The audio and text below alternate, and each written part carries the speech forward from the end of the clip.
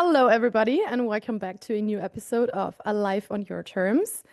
This is another one where I'm sitting with a very interesting person, and you get to hear the insights of their mind.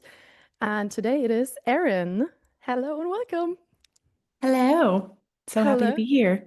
Hello. Last time I think we recorded for the Aligned podcast, and so it's really exciting to have you on this one.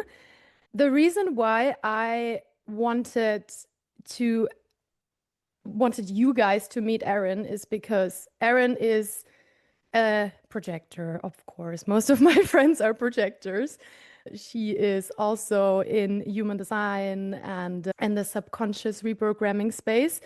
And the other day I was sharing my take on the whole ADHD and neurospicy, neurodivergent topic. And actually, human design has a lot to say about that. And Erin has one of these very rare and modern and futuristic brain mind configurations that often gets labeled as, I don't know if it's ADHD, but it's people with your brain configuration, they're just considered as different. And so we want to talk about that. I'm pretty sure we're going to touch on projector relationships because that's what Erin is in right now. And we see what else comes up. But before we begin with these topics, I would love to know, what is your favorite part about your design? It can also be about your astrology placement or just about yourself. We don't have to give it like the labels of human design, but I feel like it helps. Interesting. That's a good question. I love being a Taurus. Yeah. Yeah.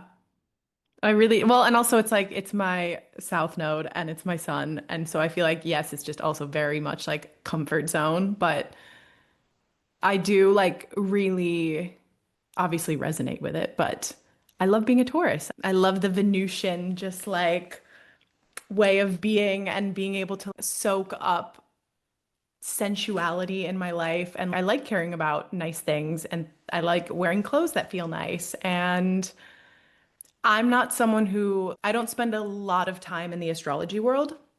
And I think that's also why that's the first thing that came to my mind is because I spend so much time in the human design world that I no longer have a way of seeing. I don't know, it's almost like when you study things in school a lot, they become less like exciting in a way, and you just know too much. So I can't see things with an objective lens, whereas with astrology, it's still I know a good amount, but it's not something that I focus a lot of my attention on. Which house is your Taurus sun? And I think we both said 12. 12th house. Yeah. Yeah. Okay, so it's a very spiritual Taurus. Yeah. Psychic. Yeah. Yeah. Plus, like Um, I have my life path number is an 11, which is like a very spiritual life path in a way. And there's always this kind of like dichotomy and push and pull in my world that I feel where I feel there's a lot of this like spiritual calling in a way. And at the same time, I feel so rooted into the earth and very, again, Taurian, Earth, Capricorn. Like, I can't get out of like the material existence of what it means to be a human. And at the same time, I feel like I'm being pulled spiritually, but I can't get my feet off the ground, if that makes sense. your south node is in the 12th house, right?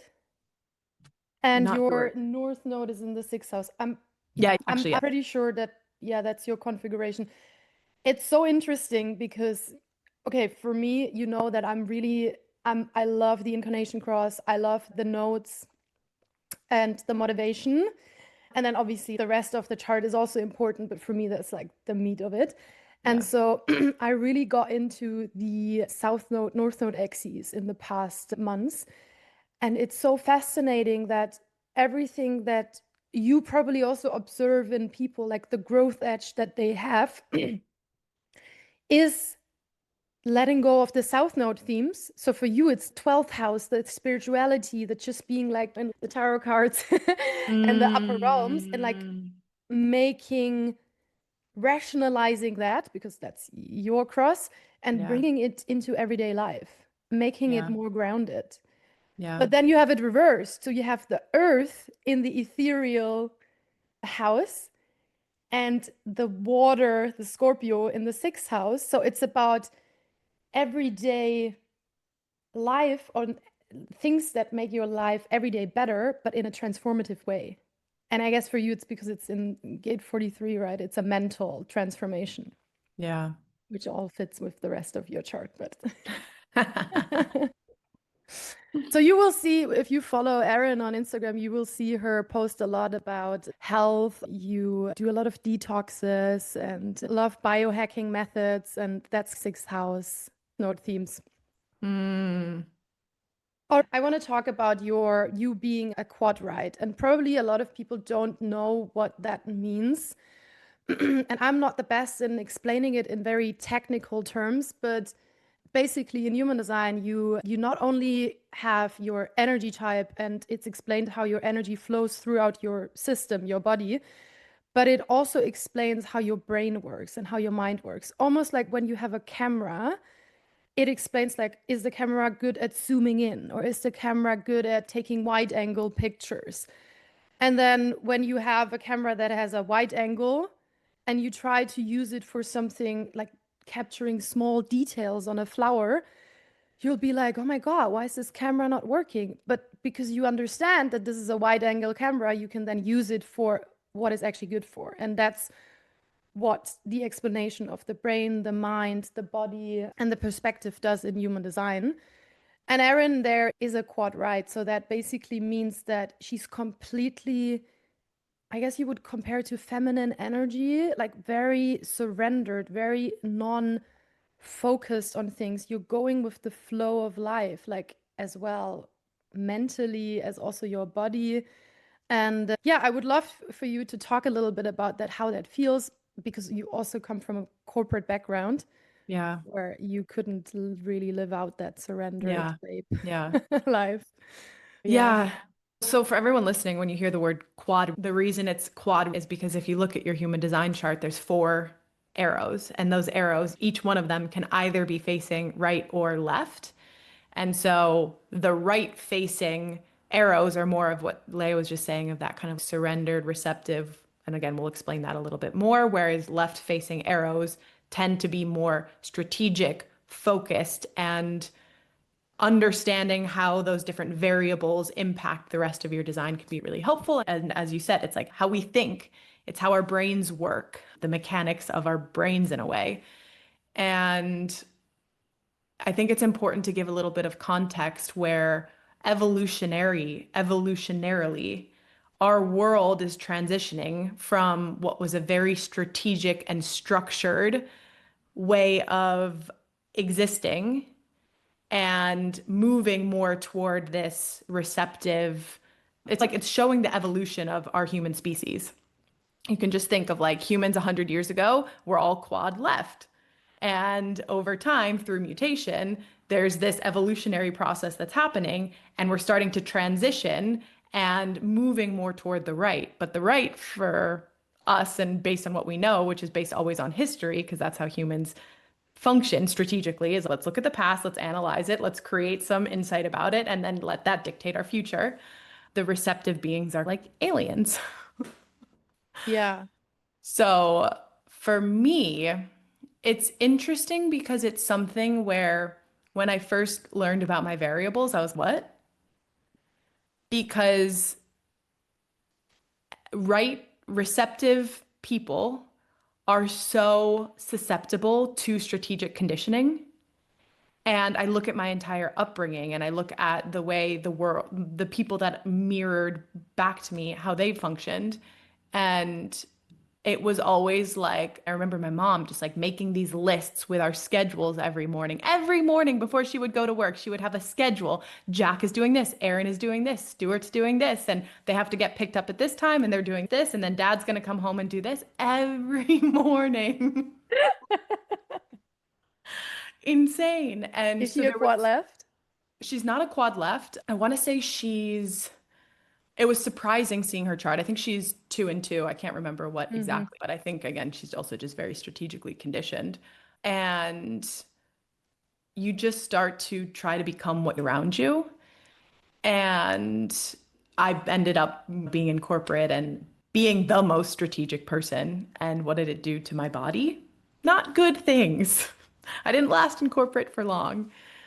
But if I were to go back to school and thinking about how I was when I was young, and what's interesting is my younger brother is also a quad right. And I have two brothers, but this is my younger brother, and him and I have always been like as tight as can be. And there was always this just like resonance between the two of us. And I can look back at our experiences and see how we were different, even compared to my older brother, and understanding why we linked up together so much. But where am I going with this? I actually want to, okay, because we have opposite brain-mind Yep. configurations. The way that I would approach a task is by thinking about the steps that are needed to complete this. So let's say cooking. I think it's a good example for Mm, you. I would think about, okay, the meal I would want to do, and then either I would go grocery shopping and I would be like, okay, first I need this, then I need that, and then I would go in the supermarket accordingly. And then I would come home and maybe lay down all of the products. And then in my mind, I'm thinking always in steps. I'm like, okay, first I do this, first butter in the pan, then the onions, then yada yada. I do also because I'm not like completely strategic. I also have capacity to switch and like just improvise in the moment. But I do naturally, like when someone confronts me with an issue or with a task, I'm like, how do I begin this? What is the first step of me for me to take? How would you approach this with your the exact configuration? opposite. Literally the exact opposite. I have never, first off, recipes stress me out. And the way that I go about it, because I cook a ton, especially in this chapter of my life, like I'm cooking 3 extravagant meals a day. I love cooking and like preparing my food. And I just look in the fridge and I'm like, is there food to cook? Yes or no? If no, then I go to the store. And I go to the store very regularly because I don't want to plan, I don't want to look and try to think about what am I eating tomorrow? What am I eating the next day? The whole, you know how like meal prepping and doing the big Sunday prepare for the week thing, I could never. That makes me like cringe. Same for me though, Yeah. but I think that it's because I have a passive life and maybe this is a Taurus thing. I'm a Taurus rising. Erin is a Taurus sun. We love fresh food. And for me, food isn't fresh if you prepare it on Sunday and then you eat it on a Wednesday. And on top of that, it's not intuitive eating because how does Sunday me know what Wednesday me wants to Yeah. eat? Totally. But yeah. Totally. Yeah. So, anyways, I'll go to the store and I'll just buy what looks fresh and buy what feels good. And I have nervous touch cognition or determination. And so there is an element of touching things. Like I do like to get my hands involved in the process before I'm cooking and everything. I just buy what's fresh and then I look at it. And then I usually just start. It's a receptive process. I almost think of the generator strategy, waiting to respond before you're taking action. It's almost like that's how the brain is cannot, my mind doesn't want to push things, it just wants to follow. And so I follow like the breadcrumbs of the impulses in the moment in a way. And even yesterday, I think I like was cooking a rotisserie chicken in the oven and I just put the chicken in the oven without even having thought about what else I'm making. And then I open the fridge and I see like half of something there. I was like, okay, I'm gonna put that. Oh, okay, I'm gonna put this in the pan too. And I always joke with my brother. It's as if I go into the kitchen and I black out, and then all of a sudden, like something extravagant is created. And I'm like, I'm not sure. I couldn't tell you what I did. This is so interesting because it, I also intuitively add things or leave things out if along the way I feel like, oh, I'm splitting also. I change my mind quite a lot. Like, Mhm. okay, I'm not feeling this anymore. But I noticed that if I go to the supermarket just with the intention of getting inspired, I will get very frustrated because my mind is trying to focus on something. And I'm just standing there. For example, also when I do city trips, I'm not a huge planner, but for some reason, when it comes to traveling, I like to be prepared. And this is maybe because I have probability perspective, and then I can see I need to have everything marked in my Google Maps. And then I can pick and choose, oh, right now I'm in this area. Now I can go here. Because I need the structure in order to flow. And if I don't have that, it's just annoying because then I feel like I'm not efficient. Whenever, and this is, I remember we talked about a different situation when you moved away from Bali, or I was talking to you about my ex-boyfriend, like packing before a trip, and it was so chaotic because he was like, he didn't know where to start, and he was all over the place, and he has a very similar brain mind configuration as you. And I was like, how do you do that? Because I noticed I started judging him. I was like, that's not good. Like, I don't want to judge him. And then you were like, you just give everything away, or you don't. What did you say? Yeah. Oh yeah. And because I hate packing so much, I just get rid of everything. All of like my clothes. The thought of again having to figure out logistically how to move things and carry it, I just get rid of things. That's so fascinating.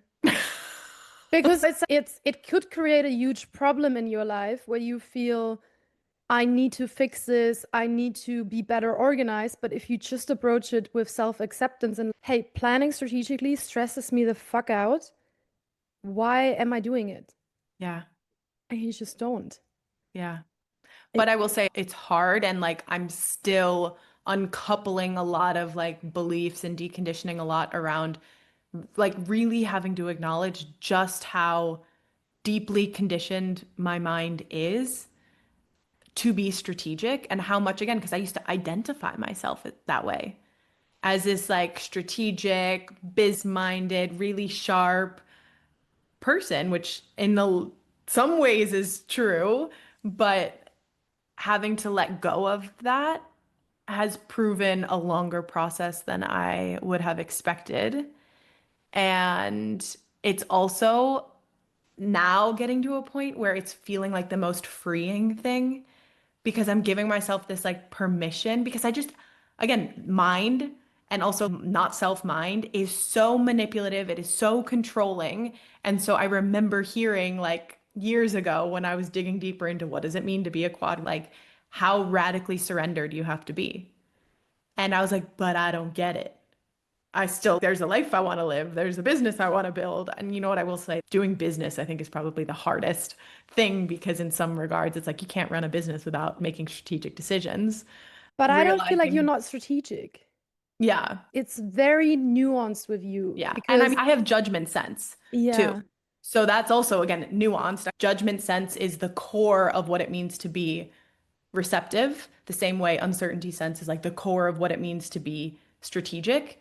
But, and this was something where I was like, judgment, the word itself feels like a strategic process. Like you're going out and like making conclusions about things, but there's no going out. It's being present.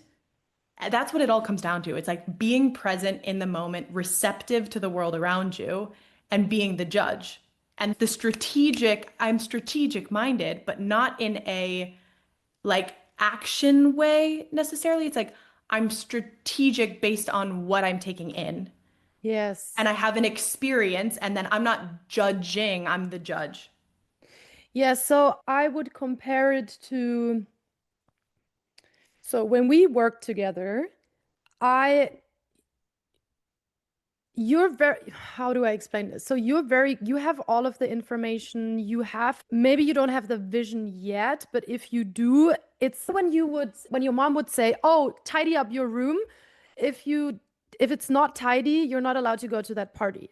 So what you do is you take all of your things. I don't know about you, but that's what I did. And you either sweep it under the bed or the blanket, or you just stuff it in the closet. And so everything is still in that room, but it's hidden, it's not organized. And when you are a receptive person like Erin is, you basically walk through this life like a sponge and you take in information. You can't even control it. And that's why when you want to decondition and get rid of certain habits or become aware of certain like patterns, they are in your system, but you actually need someone to come into your room and help you look for the things. Hey, your bra is under the blanket. The other shoe that you're looking for is in the closet. And that's what the strategic people do. Yeah. So the receptive people are very smart in the way that how they collect information. They are not aware of that. It's an unconscious process. And so that's why I was sharing on my Instagram stories that I notice with a lot of people who have this configuration, they sometimes feel a little bit dumb because you're like, where I know that I know a lot, but I don't know how to access it. And one of the things that my mom and that also I saw in like previous partners noticed is that they felt, oh man, I just don't know. I feel stupid. And what if I'm being put on the spot and then I don't know? But yeah, it's just about knowing where to place yourself. And so, for example, when we would work together, I would come with, okay, like a bit more okay, this is what we could do, this is the direction, this is the steps. And then once you have that construct, like the skeleton of something, you come in and you're like ding ding with your magic wand. Yeah. But it needs that counterpart, that feminine masculine energy, and you can't have just flowing without the bounders. When a river flows, it also needs The um riverbank. yeah, exactly. So that's, I would say, the biggest difference. Yeah, totally. And I've seen that time and time again. And I need people around me. I need to be like collaborating because like again, I can't just sit still and pull from myself. And that's that difference. And one thing that I think is unique about my experience, because like you mentioned, right-minded people, quad rights often feel like different. There's a lot of experiences of people feeling like they don't know something or they're not smart enough. Sometimes, again, like the ADHD. Growing up, I did really well in school. But if I look back at it, it's not because I was doing the strategic approach to school and studying hard. It was because I actually just allowed my brain to be the vacuum. And I had so many friends who would like be annoyed by how easily things came to me or how naturally, and again, hermit mind. So I do have that just like natural inclination or instinct towards certain things. But I wouldn't have to try so hard because I was good at just being present in class and absorbing. And then when it came time for a test, which in my opinion, it's like the test, you have a question in front of me, okay, that pulls the information out. And That's so interesting because we have the opposite configurations. And for me, I would know that the moment I don't pay attention, I would have to study so hard to remember it. Most of the time, I just chose to joke around and talk with my neighbor, and it would screw me up, and I would have to work so much harder. Whereas you can be present. Obviously, it takes a willingness to want to be present. yeah, And then that was basically your studying. You wouldn't have yeah. to repeat it because it's stored on your mental software. Yeah. And I will say the hardest parts for me, there were certain subjects that I just couldn't, physics being one of them, and like economics being another. And I was in like advanced classes for them as well. But for me, they were such like conceptual, strategic things where the way things get stored in my head is when I can visualize them. And again, inner vision cognition. So it's like there's this element of needing to be able to see things. So oftentimes I'm like collecting information and there's some kind of like picture happening inside. And if I get to the picture, it gets stored. But if I can't see something, and this is why I also had a lot of, when it came to certain human design topics, it won't stick. The same with astrology, like the houses. They don't stick in my brain yet because I haven't visually captured it. And until I get to a point of like visually capturing something, it doesn't really get stored in the right way or it can't come out of me. But then the moment I have the visual structure, it's like everything I've ever taken in the years and years before, all of a sudden have a place and I can access it again. That's so fascinating. Like, I really want you guys to understand how different that is because I only remember what I focus on. If I don't listen in the moment that a really important information is shared, I will not know. And I will also not know that someone told me because I was zoned out. I remember I was working with a colleague in a previous job, and there was, you know how it is in companies. There's a lot of information stored somewhere, but people either don't know about it, and the person that knows where everything can be found is usually the one that is just everyone goes to or is like the most advanced in their career because they're like such an asset and they can fix things so much faster. And I would work with a lot of customers where I would have to give them this information. And I'm like, I feel so hopeless because, or powerless because I'm sitting here. I know that there is an answer to it. I don't even know where to start looking. I also feel a little bit stupid for not remembering. And then I would always go to my colleague. I'm like, hey, this is a situation. Do we know about this? Do we have a kit seat for that bike? And if so, what are the measurements? And she's, give me 5 minutes.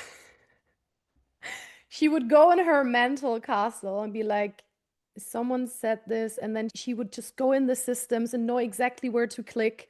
She's also a second line. And then she would come back and it's like, yeah, actually, here's the information. I'm like, how did you? Yeah, I heard someone say something the other day, and your question pulled the information out of me. It's fascinating. Or like remembering names. I obviously every person has a different gift. My ex would remember names of people that he met Mm. once. They would introduce themselves to him, and he has a stellium in the seventh house. He's 4 4 6, right? He's a 1-4. Oh.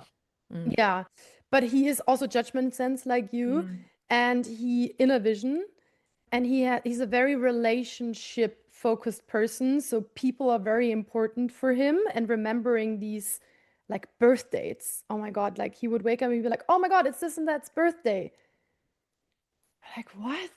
It's crazy. And Yeah. I would be like, "Yeah, I am okay, thanks." Yeah. So yeah, and basically these brain-mind configurations is what we often hear as ADHD, neurodivergent, because Erin has all four configurations pointing in the same direction. And I think we talked about this before, where I told you that because my brain is active, my mind is Mhm. strategic, but my perspective is not, and also my body is not. So my mind wants to focus on something, but my vision sees so much more than I can focus on. And that's usually where it's like, did you see that reel on Instagram where people give themselves an ADHD leash? Yeah. So they put it on the dishwasher, and then Hmm. before they can actually like change rooms and do something else, they get pulled back by the leash. That's so fun. So do you think that when we have more like contrast in our variables, that's where things more like ADHD are found? Because that's what I see with my partner too. Yes. And he's strategic mind, strategic design nodes, and Yeah. then passive body and So uh top is left and bottom is right. no, so Top left is, like yeah, this. reverse. Ah, So yeah. his environment and his conscious sun earth are strategic are left. And then his body and his perspective is right. Okay. I'm not sure I see it. So if we, bottom is, his body is passive or is it active? Body passive, environment active. No, if body is passive, then it's also environment. No, you can have The body is opposite on the here. bottom left. Sorry, brain, not Brain, body, brain. okay, okay. Brain is Brain is passive. passive, body is Body is active. active because that would make sense with his Mind is profession. strategic, perspective is peripheral. Okay. I mean, I think it also depends on other aspects in your chart and in your being and in your Mhm. life experience. I can only speak for myself and I can tell you it's fucking confusing. Yeah.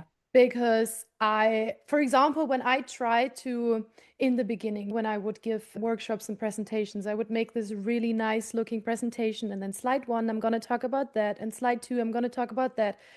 And then while I was talking, I noticed that my mind would just skip and would just go to different chapters and it would not align with my presentation. Then I would be like, Mm. fuck, what? This is not professional. I need to say what's on the slides. And that's basically what happens when you have a mix of you want to be strategic, but you can't. Yeah. And so that's why I always say when I do my podcast, I jump. I go from one topic to the other. And instead of judging myself, I just have to accept that's how I work. And for example, also with the ADHD leash, it's funny. And then at the same time, I'm like, why do we have to constantly make ourselves be a different way? What if we could just accept that it's not human to be like a robot and do one thing after the other? Why can I not just, for example, when I'm packing, I have my suitcase in one room, then in the bathroom, all doors are open, and it's like a surgery. You wouldn't Yeah. close the wound before you're done. And Yeah. it looks like a mess, but you just have to trust the process. Yeah. Yeah, I know that it helps a lot of people to have a diagnosis, maybe to accept themselves. For me, Yeah. it never felt empowering to have that. Label, yeah. And yeah. It's the same with Tim. He will never he never got a diagnosis, doesn't want one, doesn't want to label himself as such, but he's I can see the kind of like conflict within my system and I have my things in place to help me feel better and less out of control, but to some extent he's always just saying words are spells and I think yeah, they can either help us or hurt us and it's only really up you only know what's going to be best for you. Yeah, exactly. What I notice is that a lot of people with open G centers, so when they don't have a fixed identity, they really like or it helps them to understand that part of themselves when they Mhm. have the label. For me, it's yeah, okay, but it doesn't change the fact that I work that way, that I have this label. I'm not gonna take medication just to fit into a system. I'm gonna have to make everything fit so that I can stay the same. Yeah. So I would also love to talk with you about projector relationships because you already brought up your lovely partner. And I know Hmm. that this is it your first projector relationship? And Yeah. before that you were with an MG, right? I was with a generator A and generator. before that a manifesting generator. Manifesting generator. I have my perspective on like how different these relationships feels, but I would love to hear from you. What would you say is the biggest difference? Let me get my charger really quick. Yes. So, I would say the biggest what biggest difference, this is just the first thing that's coming to my mind was and like what I first noticed when I met Tim, which was at my retreat, funny enough, the focus, the absolute like that penetration. And it's something where again, as projectors, we are focused on everyone else all the time and like having the roles reversed of feeling what it feels like to be the one who's being seen in such a like deliberate and intentional way. It's also just different when it's coming from like a partner, romantic partner. Obviously at first we weren't that, but I have a lot of projector friends as well and there's just a certain vortex that you're able to go into when you have that projector communion and feeling that in again this more like intimate setting was just yeah, it was really like healing, I think, in a lot of ways to be able to receive that and to be seen and yeah. Can you explain? Because for us, being seen, it automatically, we know what it means. I want to paint the picture a little bit for people who don't know what we mean with being seen and understood. Maybe even like you're in a relationship with a projector. and you're a generator, you're a manifestor, a different type, I would love for them to understand what we mean by that. Can you explain that? Or how you feel when you feel seen and how you feel when you don't feel seen? Yeah. I'll start with when I don't feel seen because I can look at again the previous relationship with the generator. And we had fun together. We did things together. He liked what I provided for him and how I helped him and how I made his life better. But it's almost as if he didn't know me, like he didn't understand me. It's as if, again, like that alien kind of perception that there's just like a different needs, different ways of doing things. And again, I'm someone when I'm meeting with someone, I want to go deep. Like I want to get to know them, their story, where they come from, what past experiences have shaped them, like going into the depths. And oftentimes, like I'm getting people there, but it's one-sided. Or I'm just like regurgitating a very surface level story about myself, and that's as far as it goes. And there's not this like vested or continued interest to like really understand and be understood. Yes, I feel this. Whereas with this projector, it's almost like it was too much in some ways, where it was so foreign to me, where I was just like, oh my God, like you're really like just observing, like noticing all the little details, noticing things where I notice this all the time. And to be in a retreat, for example, where I'm a host and I'm taking care of everybody, I'm noticing when people are getting up, what people's behaviors are first thing in the morning, watching how different people interact, watching how they communicate, and seeing as well the impact that he had as a projector on the other guests. I would just be a little bird on my tree watching and seeing the way that like his focus and presence and attention would open other people up and get them to be more comfortable or to share more or to also just feel like you almost see it. It's like there's this sparkle that happens when you're being seen, when you're being penetrated by a projector in the right way. And I just remember it really took me back. And I was describing it to my friend Ruby, who's like my co-host at the retreat. And she was just like, Erin, you're getting a taste of your own medicine. How do you think we feel every time we're spending time with you? Like you're receiving it now. That's it. Yeah, I resonate so much with this. I also want to mention that if you are a projector and you're in a relationship with a generator, it doesn't mean that you have to break up and look No. for a projector. It's at different stages of your life. I think the universe puts you together with the people that you need to be together with. And what you just described, it's healing, it's therapy, it's especially when you have had a childhood where you didn't really feel seen. You were just like living life together, and as you said, your mom was doing the list, like she was taking care of you guys and providing food, shelter, and whatnot. But what the projector really needs is, hey, I see how you're talking to people. I see how you're analyzing them. I see how you make people feel. That's very special.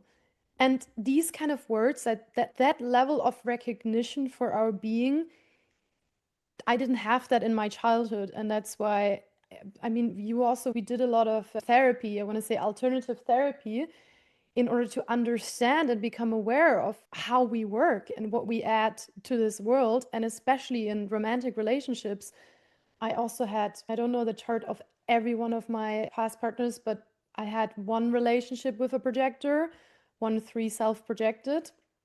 And it's intense because you see the flaws of them just as much as they see your flaws, and there is no lying. There is no, and if you then don't have awareness, then you're just constantly up in each other's business and trying to correct and perfect because the projector human is got put on this earth to be of service for humans. Like we have a very interpersonal energy and purpose Of course, there's projectors that are more interested in getting to know like actual systems. For me, the human is a system that I'm really interested in. And if we don't have access to guide the system that we're passionate about, we can get really frustrated. We're like, why don't you let me in? Why are you hiding this from me? And for me, in that relationship, I didn't realize it at the time because we were fighting a lot because we were very similar. There was a few moments that I realized how special and how deep that connection was when I was in relationship with different types. And as you describe it, it's you live your life together and it's fun and it's very nourishing, and maybe they can be like physically there for you and hug you. And for me, and maybe that's also because of the partners that I had, I never really felt truly seen. I'm like, I feel a little bit lonely in how much I see you and understand you, and I want to help you with how you work, make everything in your life work. But if there's no awareness, that's what we're doing, and then we get measured up with all of the other like energy tasks that we need to complete in life in order to survive, cooking, cleaning, whatever, then the balance of a relationship with an energy type and a projector, it doesn't really work because I cannot sustainably keep that up, keep contributing to the relationship with that amount of energy. And if you don't see that my work in this relationship is making you aware, is guiding you, is helping you, is empowering you and nudging you into a direction where you become so self-aware that you can set better boundaries and things like that, then in the long run, you're not going to be satisfied and I will not feel seen. So I'm very curious, how do you manage that in your relationship with both people not having consistent energy to do things? Because I noticed that what motivation is it, Tim? Innocence. Innocence. So you have a proactive motivation and you have a surrendered motivation. What I notice is that can work good because you actually want to do things. Yeah. And he's a bit more, okay, I'm just going to follow along Yeah. and see what happens. But let's say both don't have the energy right now to do something that needs to be done. It takes a lot of awareness to not blame the other because just do it because they also maybe don't want to right now. How have you Yeah. had that situation before? Yes and no, because Tim's someone who's very particular about like routines, about cleanliness, about he can be very square in some ways, but he knows it's also like a developed trait and almost like a response to his environment growing up. And I can sometimes be like a whirlwind tornado, especially in the kitchen. I, and in a small kitchen, I could be a mess. But I think it's interesting because and he's a mental projector. So he's super sensitive, super open, but he's also really healthy. And he's a physical trainer and takes really good care of his like body. And he has an active body. So it's like there's just enough energy to go around. And we find our things. So it's like there's certain cleaning things that like I'll cook, he'll clean kind of thing. And it's just spread out based on like our schedules. And right now his schedule is a lot more demanding where he's going into the gym and he's seeing clients and he's out and about more where I'm in full hermit mode at the moment. I can't even speak the language of the people around me. So it's easier for me to jump in and again do the laundry on Mondays. All I have to do is just walk right down the hallway, do a couple loads. I can do it at my own pace. He's in the gym. It's all easy that way. The one conflict or the thing that I'm still working through now is figuring out like I have a really hard time flowing in my routines when he's around, especially because we're in a small space. And so it's really hard for me. Whereas for him, it doesn't matter. He can just do his things and it doesn't really isn't as impacted by it. Whereas I'm very impacted by like presence. So the balance is really easy when like he's gone for half the day and I'm have time to myself. It's harder if we're both just 100% of the time together because again, I don't like that feeling of being like I need to clean this because I know that like you want it to be clean and you're watching me now. I don't want to be observed. Whereas he doesn't mind being observed. Active body, passive body. It's just interesting. I feel you with this. I noticed this with Philippa, my niece. She's also active body. And basically, what that means when you have an active body is that you are designed to be observed and just to be consumed in whatever you're doing. And then there's passive bodies, and that's Erin and us, Erin and me. And we don't like to be observed. We want to observe, but we don't want to be so enmeshed in what's happening because then we can't observe. And there's, whenever people come to visit, she gets so much attention. People look at her, they want to play with her, and she loves it. She loves to be the center of attention. And obviously, we also look at her the whole day and we're just like mesmerized by how she's speaking and seeing the world. And very often I was thinking, I would be so annoyed with that. Leave me alone, people. Like, just, yeah, I need some time for myself. And that's what I experienced, that once I am in a room with someone else, it really depends on how our relationship is, Mm. but it influences how I behave. That you probably have heard of this, but they did a research a couple of months ago, maybe it was last year, where they proved that only by observing a particle, the particle would actually change the direction. Yep. And that's basically, I think, what we're feeling. It's quantum. It's quantum. Yeah. If you're in a room with another person, of course, it manipulates the energy in the room and it has an impact on where your focus goes. And I remember that was a huge aspect in my last relationship where I had to actively not look at the person and almost ignore them. Other people would think, oh my God, she's so rude and whatever. And that's also what he thought. But I was not doing it because I didn't like him, but because if I would look at him and if I would be too much in his energy, it would just pull me away from my center. Yeah. Yeah, exactly. And then I get hard on myself because I Yeah, feel like I'm not being myself yeah. fully. And I'm like, why can't I like I'm a morning person. And so I get up early and I'm slow and intentional and he gets up even earlier because he's currently doing morning coaching at the gym.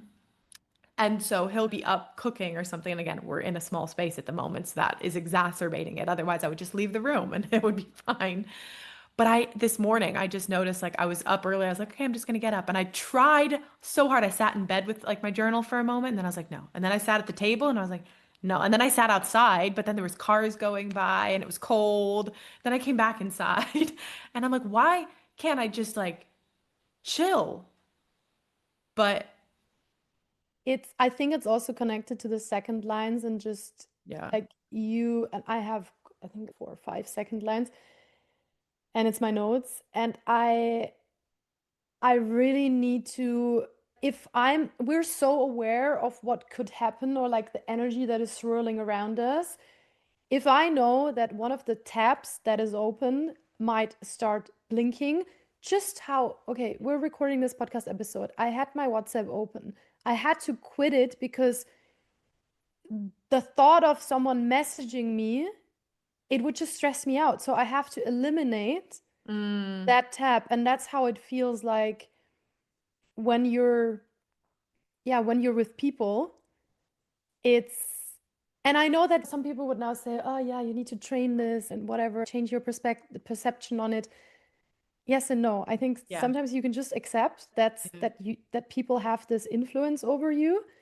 And yeah, I learned a lot from that relationship where I now know, okay, let's say you're in a room with someone and I have a fully open emotional center and I also have a fully open sacral center. I feel the emotions of people and I feel the desires of people. And I can also feel when they're not happy and they're frustrated. And that they don't even have to communicate that. So I walk into a room with a person that feels maybe not super satisfied about where they're at or whatever, something's going on. And I can choose to ignore that, but it's almost like someone farted and it's just in the air. Yeah. Yeah, I'm not gonna die from it, but I'd rather just open the window and not feel that. Well, what Yeah. is the things that you feel with people when you're with them?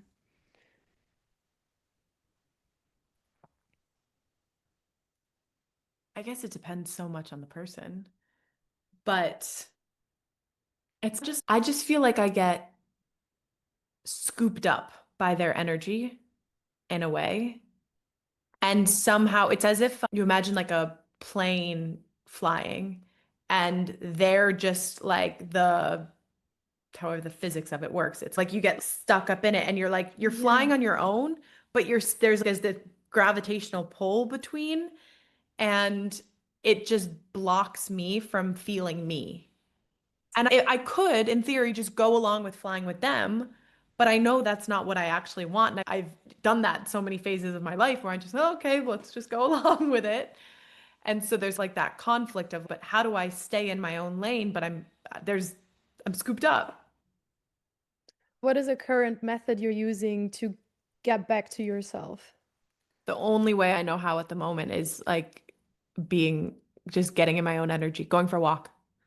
Quickest and easiest way is like fresh air, just go for a walk.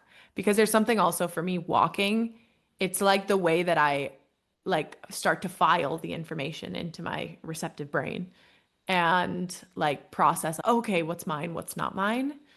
And so just like having physical separation, it's the only thing that I know of at this moment that I can do.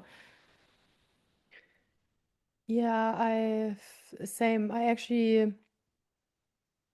it helps me. First of all, we know that certain things that we feel can come from the outside and from other people, and not everything that we feel when we're with others is from us. That Mhm. already helped me a lot.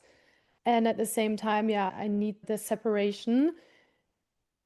I also feel like I need to reflect a lot on it. And I think that's you have that in your chart as well. I do notice that sometimes I get angry with myself. Oh my God, but we live in this world with people.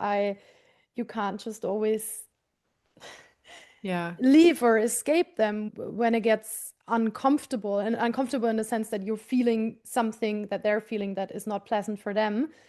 I used to have it so much stronger. Like literally, I would talk with someone and I could feel something that's going on with them, and it would make me feel so weird that I couldn't even have the conversation anymore, and then it would get so awkward. Mm, I had a situation the other day where I was talking to someone and we were exchanging words, but the unspoken energy, I got so much information that I was just standing there and I almost froze because I was like, yeah.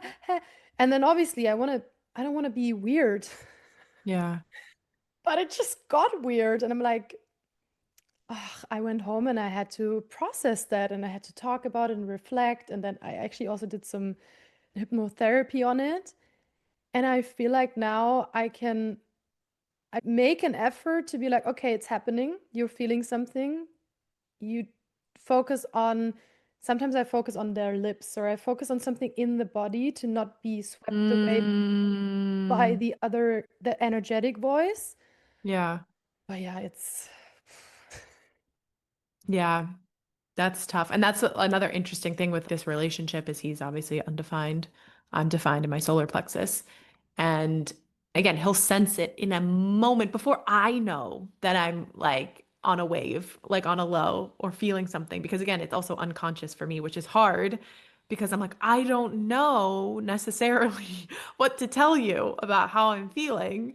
And the thing I just always remind him is just feel it, sure, take it as information, but don't internalize it. Don't make it about you because that's when I see so often like the conflict between that dynamic of defined and undefined is like taking in the emotion, feeling it, but then creating stories around what it might mean. And the thing that I always tell him, I'm like, listen, every time that there's been like friction between us, I have voiced it to you. We talk about it. Conflict resolution is amazing. If I'm not bringing something up to you, it's because it's not about you, or I don't have any awareness yet of what's going on. And talking about it too soon, rushing the wave is just going to be an unnecessary conflict. So if it's uncomfortable, I'm sorry, but do whatever it is that you need to do to not take it on as yours and trust that I'm going to be okay. That's a really nice approach of comforting your partner and not gaslighting and saying, no, Yeah. that's not true. I don't feel that way. Yeah. Because for me, I hate that. If I'm feeling something and then my partner says, no, you're making this up, I'm like, now I feel like I can't trust you because I know what I feel. And then the other thing is that what I'm feeling is true. But the story that I'm telling myself why I'm feeling it, Yeah. that's Yeah. debatable. Yeah. And so that took me a couple of years to get there. For example, being in a conversation with someone where you feel a lot of confusion in their energy, or for me, I feel a lot of desire. I feel when I'm talking to someone that they're like, oh my God, I want this to go this way. I want her Mhm. to like me, or I want her to whatever. It's not that I'm just feeling that from their side. I'm probably radiating something similar as well.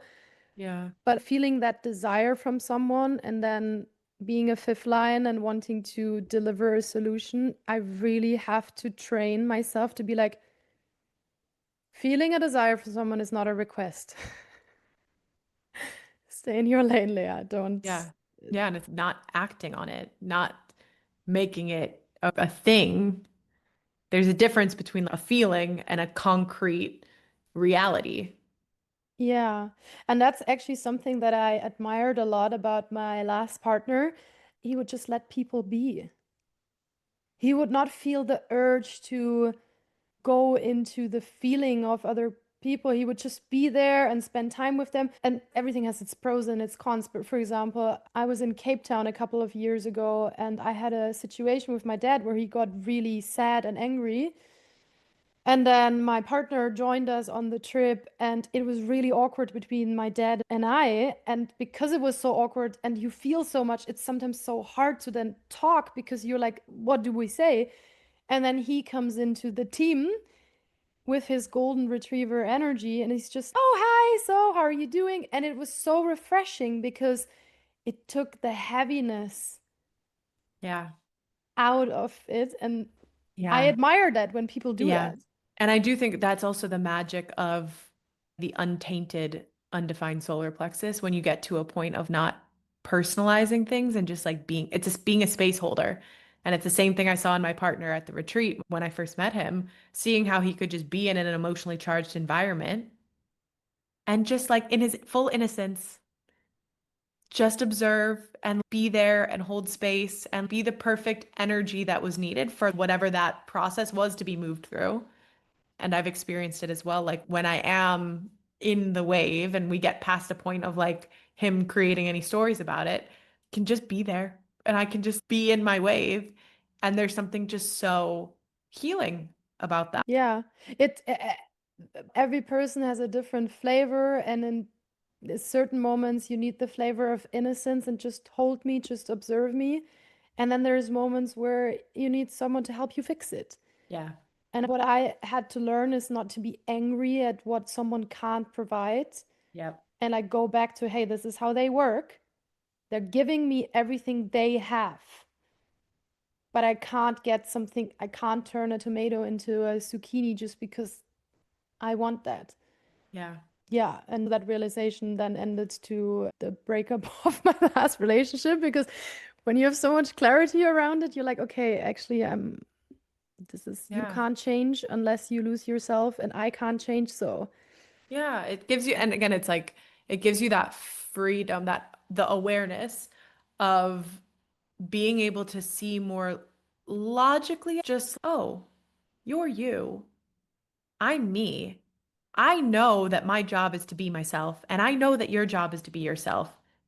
And if you can't be what it is that I need, that's okay because I don't want you to change who you are, but I still have that need and I need to go and find a way to get that need met in another way. Yeah. And for me, most of my relationships ended that way. And it's beautiful because your ex isn't a bad person. No.